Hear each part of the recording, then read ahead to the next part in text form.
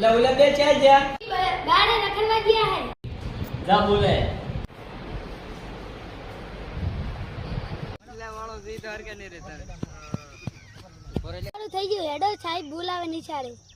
એ છોકરો બોલાવા આવ્યો આપણે મોડું થઈ ગયું ઘણા 12 વાગ્યા આપણે જવું પડશે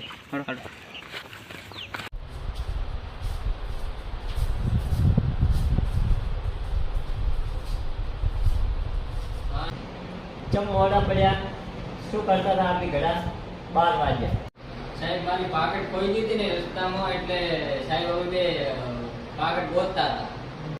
કેટલા જણા હતા તમે ચા પણ કોઈ પાકે